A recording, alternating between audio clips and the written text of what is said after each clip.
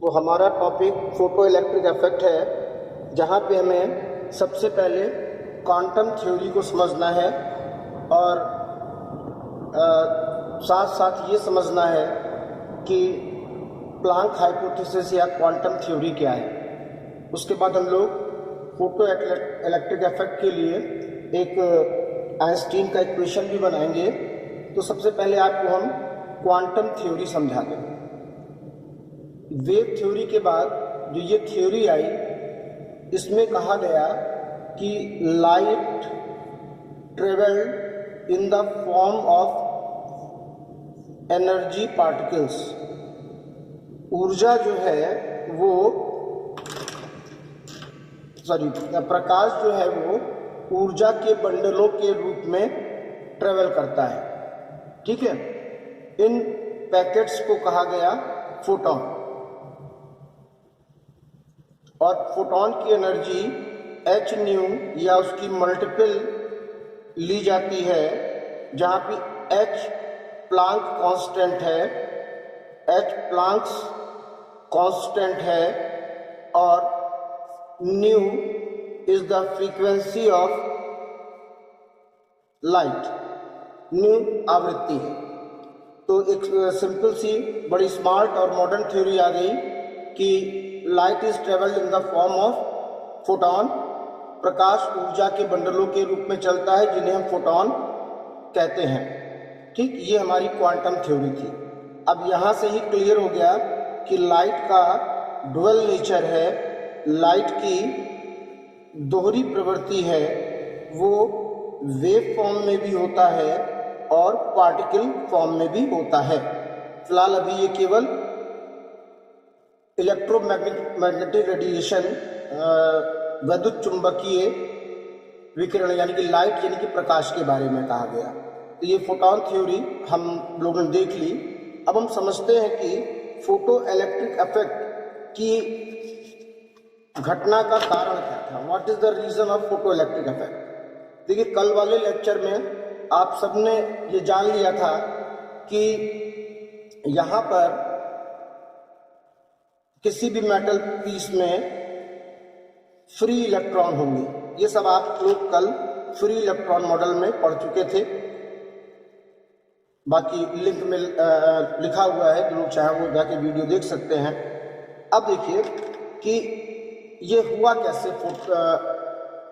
इलेक्ट्रॉनों का इमिशन, यानी फोटो इलेक्ट्रिक इफेक्ट, प्रकाश का विद्युत प्रभाव। अब सपोज करिए इस मेटल पीस पर एक हाई फ्रीक्वेंसी की लाइट आ रही है, और आप लोग जान गए हैं कि ये लाइट जो है इसमें फोटॉन है, जिनकी एनर्जी है H nu, H Planck constant, nu frequency.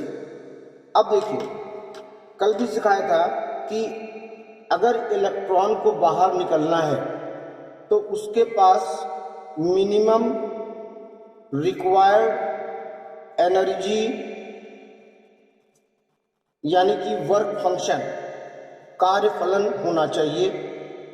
और ये भी बताया था कि जो लाइट आ रही है उसकी फ्रीक्वेंसी फोटो इलेक्ट्रिक इफेक्ट के लिए थ्रेशोल्ड फ्रीक्वेंसी, देहली आवृत्ति या उससे ज़्यादा होनी चाहिए। तो अब यहाँ पर हम इस केस को समझते हैं कि अगर इस फोटॉन ने इसको इतनी एनर्जी ट्रांसफ़र कर दी कि ये मेटल के सरफेस से बाहर जा सकता है, तो ये बाहर चला आएगा। ठीक है, जो कि वर्क फंक्शन के इक्वल है, कार्यफलन के इक्वल है। अब यहाँ पर देखिए, थोड़ा सा बात को और बढ़ाते हैं कि मान लीजिए ये आपके फ्री इलेक्ट्रॉन है जो अलग अलग पोजीशन में मेटल सरफेस के अंदर हैं, और आपकी जो लाइट इस पर इंसिडेंट है, आपतित है, उसके पास जो फोटॉन है जो इससे कोलिजन करके टकरा कर अपनी एनर्जी इलेक्ट्रॉन को दे देंगे। तो सपोज करिए इस इलेक्ट्रॉन को बाहर जाने के लिए 6 इलेक्ट्रॉन वोल्ट की रिक्वायर्ड मिनिमम एनर्जी, जिसे कि वर्क फंक्शन कहते हैं, चाहिए थी। और जो फोटॉन इससे कोलिजन कर रहा है, टकरा रहा है, उसकी एनर्जी 5.9 इलेक्ट्रॉन वोल्ट है। तो बच्चों ये एनर्जी वर्क फंक्शन से कम है, ये इलेक्ट्रॉन बाहर नहीं जाएगा। हाँ, अगर ये एनर्जी 6 इलेक्ट्रॉन वोल्ट या इससे ज़्यादा होती तो ये इलेक्ट्रॉन मेटल सरफेस से बाहर की ओर इमिट हो जाता। कब? जब इसको वर्क फंक्शन के बाद एनर्जी मिलती। अब एक केस और हम लोग देखते हैं। सपोज करिए कि ये मेटल सरफेस है आपका,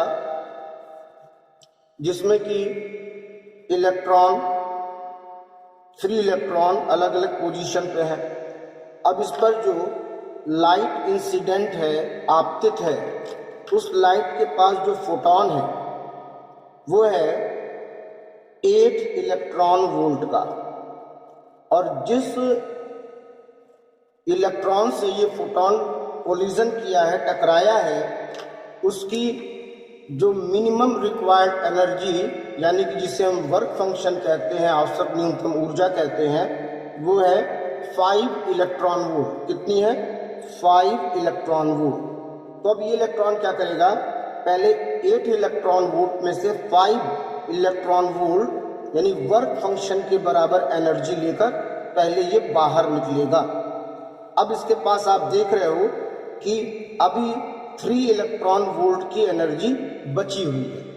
तो इस बची हुई एनर्जी से ये बाहर निकलने के बाद अब आगे चला जाएगा, यानी बची हुई जो एनर्जी है वो काइनेटिक एनर्जी कहलाएगी। मतलब कि अगर पूरे इस फिनोमिना को देखें तो हम कह सकते हैं फोटोन ने जो इलेक्ट्रॉन को अपनी एनर्जी ट्रांसफर की, उसने सबसे पहला काम ये किया कि इलेक्ट्रॉन को सरफेस से बाहर निकाला। यानी कि सबसे पहला उसका जो यूज हुआ, खर्चा हुआ, वो हुआ W में, वर्क फंक्शन में। और अगर उसके बाद उसके पास एनर्जी बची है तो वो आगे चला जाएगा, दैट इज काइनेटिक एनर्जी, गतिज ऊर्जा। ये एक्सप्लेनेशन आइंस्टीन कर रहे हैं कि h nu is equal to W plus E_k। अब इसी से हमको डेवलप करना है आइंस्टीन का फोटो इलेक्ट्रिक इक्वेशन, जो कि हम लोग करने जा रहे हैं। तो अब देखिए बच्चों, हमारे पास हुआ क्या था? हमारे पास इस पूरे फिनोमिना में जो हमारे पास एनर्जी थी फोटोन की, उसने पहले इलेक्ट्रॉन को कार्य फलन, वर्क फंक्शन के बराबर एनर्जी दी कि भैया पहले आप बाहर तो निकलिए, और अगर उसके पास फिर और एनर्जी बची रही तो वो और आगे चला जाएगा, भाग जाएगा, जिसे हमने यहाँ काइनेटिक एनर्जी कहा। अब इसमें से अगर हम काइनेटिक एनर्जी निकालना चाहें तो हम सिंपली लिख सकते हैं E_k is equal to h nu minus W। अब अगर W को देखा जाए बच्चों, तो W क्या है? वो h न्यू होता है, आपको मालूम है, वर्क फंक्शन, कार्यफलन। लेकिन आपको ये भी ध्यान रखना पड़ेगा कि ये रिक्वायर्ड मिनिमम एनर्जी है, आवश्यक न्यूनतम ऊर्जा है। तो उस समय इसकी जो फ्रीक्वेंसी होगी वो भी मिनिमम रिक्वायर्ड फ्रीक्वेंसी, आवश्यक न्यूनतम आवृत्ति, जिसे कि आप थ्रेशोल्ड फ्रीक्वेंसी यानी कि देहली आवृत्ति कहते हैं, वो होगा। तो इसलिए W का ये मिनिमम मान यहाँ पर रखते हैं, तो हमारे पास आता है E_k is equal to h nu minus W।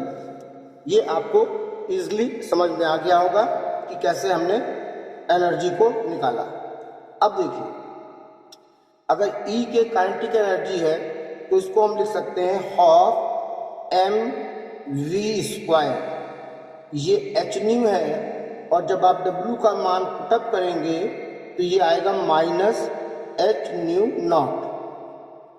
यहाँ पर अगले स्टेप में हमें h कॉमन मिल रहा है, तो हमारे पास आया न्यू माइनस न्यू नॉट। तो ये कहलाया आइंस्टीन्स फोटो इलेक्ट्रिक इक्वेशन। क्या कहलाया ये बच्चों? Einstein's photo electric equation. और ये बहुत इजी है, बहुत आसान से समझ में आपको आ गया होगा। ठीक है, क्वांटम थ्योरी भी आप समझ ही गए होंगे कि लाइट या electromagnetic wave radiation is traveled in the form of energy packets. That energy packets called photon, and each photon have energy h nu और 2h nu 3h nu multiple उसकी energy होती है। प्रकाश ऊर्जा के बंडलों के रूप में चलता है जिन्हें फोटॉन कहते हैं, और प्रत्येक फोटॉन की ऊर्जा h nu या 2h nu होती है, जहां h प्लैंक कांस्टेंट है और आपका जो न्यू है वो इंसिडेंट लाइट आपतित प्रकाश की आवृत्ति है। और क्वांटम थ्योरी के बाद ही मालूम चला कि हाइगेंस भी सही थे और प्लैंक भी सही थे, यानी लाइट के पास डुअल नेचर होता है, दोहरी प्रकृति होती है। ठीक है, तो इसी के बाद आइंस्टीन ने अपना इक्वेशन एक्सप्लेन किया, जिसको आपने इस तरीके से देखा कि जो इलेक्ट्रॉन इसे अपना एनर्जी ट्रांसफर कर रहा है वो क्या होगी, या तो वर्क फंक्शन होगी तो बाहर निकल पाएगा, और वर्क फंक्शन से ज़्यादा हुई तो ये आगे भी चला जाएगा। ठीक है ना। तो इसी से आइंस्टीन ने अपना इक्वेशन कैसे डेवलप किया, आइंस्टीन फोटो इलेक्ट्रिक इक्वेशन, उसको मैं फिर से आपको बता रहा हूँ कि देखिए जो एनर्जी इसको फोटोन ने दी थी एच न्यू, वो काम आई पहले तो वर्क फंक्शन, सबसे ज़रूरी काम है पहले भैया बाहर निकलो, उसके बाद अगर एनर्जी बची है तो वो और आगे तक चला जाएगा।